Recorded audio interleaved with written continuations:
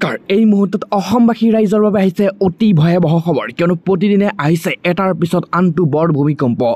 অশনি সংকেত নেকি এই মুহূৰ্তত বিজ্ঞানীসকলে দিছে অসমত এক বৃহৎ ভয়াৱহ সংকেত যি সংকেত শুনাৰ পিছত আপোনাৰ বুকু কঁপি উঠিব আপোনাৰ চকু কপালত উঠিব ইমানেই ভয়ংকৰ পৰিস্থিতিৰ এটা ভূমিকম্প হ'ব সেই 1950 চনৰ যি বৰ ভূমিকম্প আছিল 7 দিন 7 ৰাতিৰ সেই ভূমিকম্প এতিয়া পুনৰ দুৱাৰাব গৈ আছে অসমত কিয়নো অসমৰ পৰিস্থিতি এনে হ'বলৈ গৈছে য'ত এক বৰ ভূমিকম্পই দেখা দিব অসমবাসী ৰাইজক প্ৰতিদিনে যেহেতু আহিছে এটাৰ পিছত আনটো ভূমিকম্প এই মুহূৰ্তত এক ডাঙৰ খবৰ দুপৰ নিশাই বৰ ভূমিকম্পৰ জোকাৰি গ'ল ৰাজ্যৰ কেইবাটাও প্ৰান্তত ইটোৰ পিছত সিটো ভূমিকম্পই দেখা দিছে এতিয়া অসমত কি হৈছে এতিয়া অসমৰ তলৰ প্লেটসমূহত কিয়নো ৰিক্টাৰ স্কেলত এই ভূমিকম্পৰ প্ৰাবল্য আছিল 4.8 প্ৰাবল্যৰ এই ভূমিকম্প আছিল আৰু ইমানেই নহয় নিশা 12:54 উত্তৰ পূৰ্বাঞ্চলত কেইবাটাও প্ৰান্তত অনুভূত হয় কম্পনৰ আৰু এক বৃহৎ ভূমিকম্পই বহু সময় ধৰি জোকাৰি যায় আৰু ভূমিকম্পৰ অভিকেন্দ্ৰ ম্যানমাৰত বুলি জানিব পৰা গৈছে এই যি ভূমিকম্প এই ভূমিকম্পৰ অভিকেন্দ্ৰ ম্যানমাৰ আৰু দুপৰ নিশাই ভূমিকম্পৰ জোকাৰণি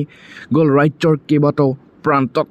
ৰিক্টাৰ স্কেলত এই ভূমিকম্পৰ প্ৰাবল্য 4.8 বুলি জানিব পৰা যায় আৰু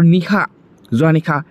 12:54 উত্তৰ পূৰ্বাঞ্চল কেইবাটাও প্ৰান্তত এই ভূমিকম্পৰ কম্পন হয় ভূমিকম্পৰ অভিকেন্দ্ৰ ম্যানমাৰ বুলি যিহেতু জানিব পৰা গৈছে আৰু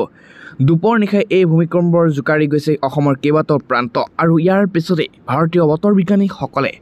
আৰু এতিয়া ভূবিজ্ঞানীসকলে এক সতৰ্কবাণী জাৰি কৰিছে যে যিকোনো মুহূৰ্তত অসমত হ'ব পাৰে এটা বৰ ভূমিকম্প কাৰণ এনে মৃদু যি ভূমিকম্প আছে এই মৃদু ভূমিকম্পসমূহ আহি থকাৰ এটা বেয়া লক্ষণ কিয়নো এই মৃদু ভূমিকম্পসমূহ যদি আহি থাকে এই মৃদু ভূমিকম্পসমূহ আহি থকাৰ পিছতে এটা বৰ ভূমিকম্প অহাৰ এটা ভয়ংকৰ আশংকা প্ৰকাশ কৰিছে ভূবিজ্ঞানীসকলে কাৰণ এনে মৃদু ভূমিকম্পৰ এটা অশনি সংকেত দিছে কাৰণ এই সংকেতে এটা অতি ভয়াৱহ পৰিস্থিতি হ'ব পাৰে কাৰণ